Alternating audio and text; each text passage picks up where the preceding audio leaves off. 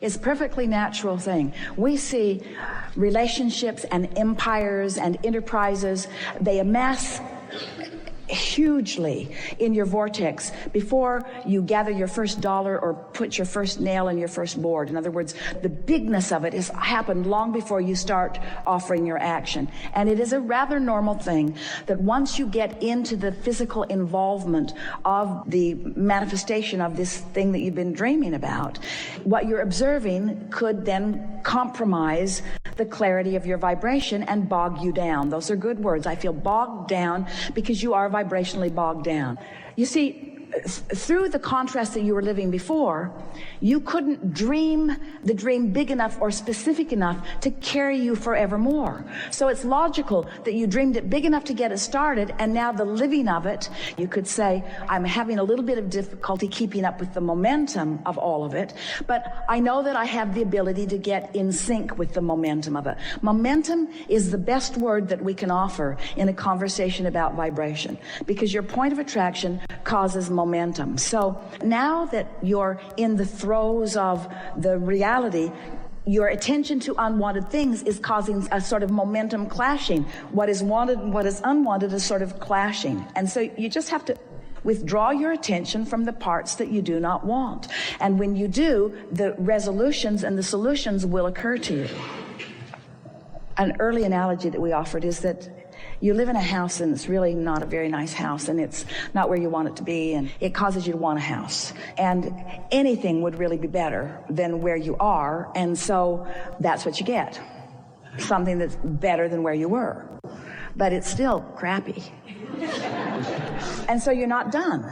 It's not like you only had one shot at getting to where you want to be forevermore. You just got there, and now you're regrouping and exploring more contrast. And so it's a very common thing, especially if you're looking for income and especially if you're looking for business enterprise. It's a very common thing, before you have anything to push against, to get pure in your place of attracting that, and then to be standing in the middle of a lot of responsibility.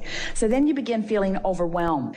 What you want to do is go general with it and say, in the same way that this business was inspired to me and through me, the solutions for accomplishing it with ease and joy are coming too.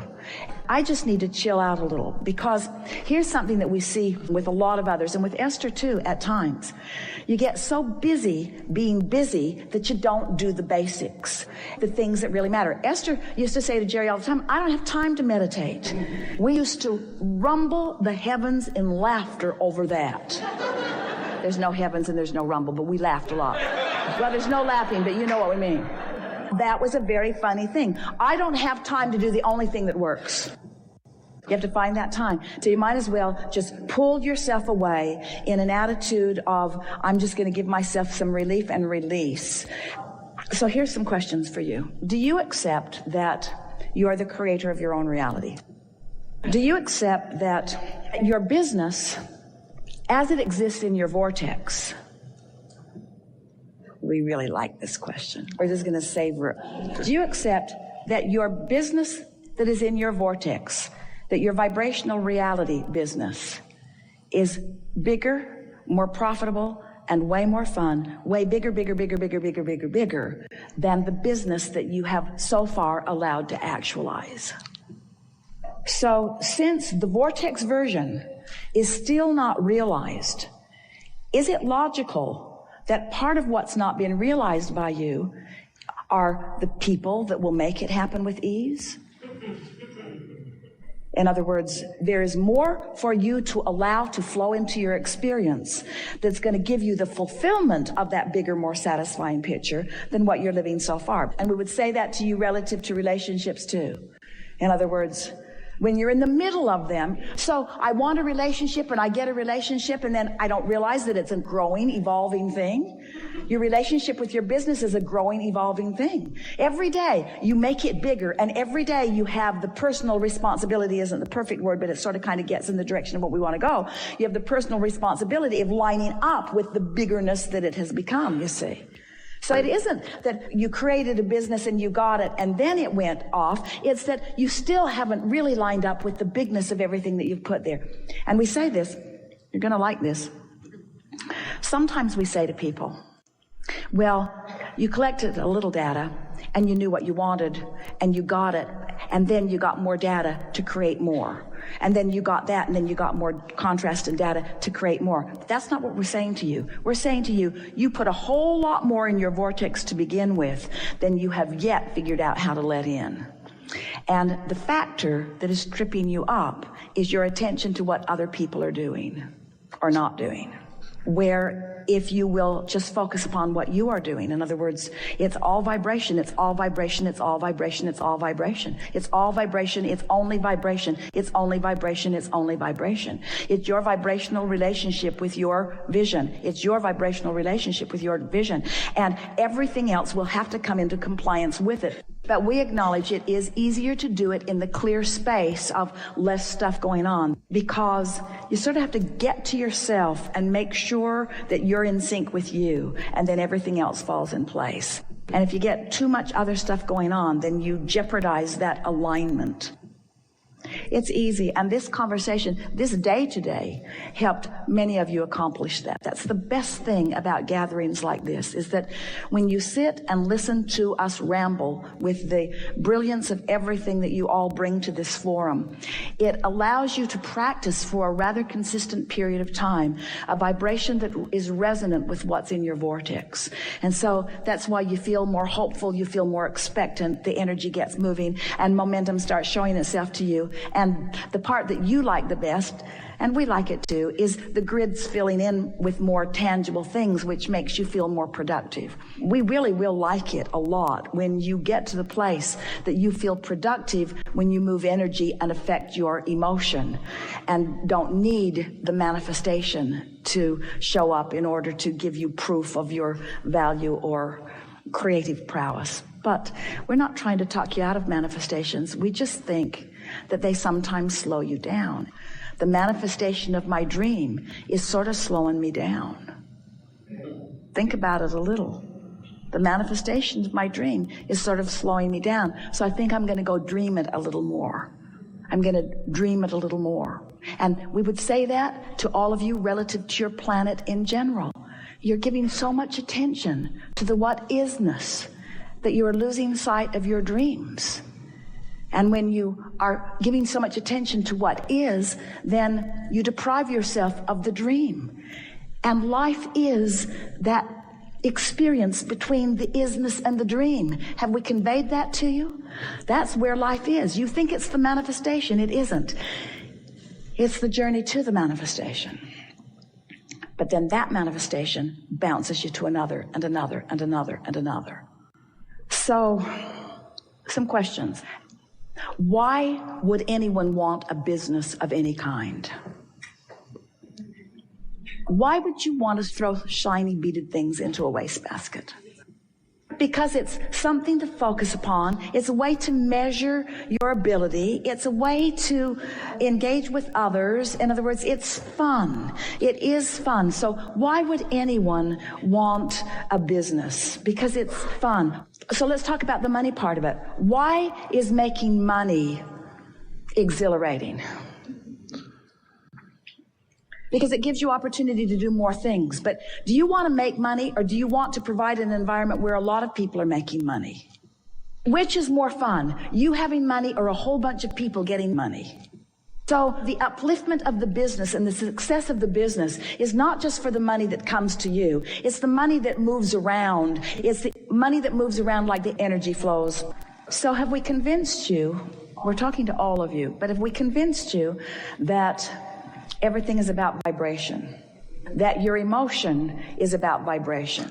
When we talk about life wanting to be fun, or wanting to be in love, or wanting to feel good about this, when we talk about those emotions, what are we really talking about vibrationally or energetically?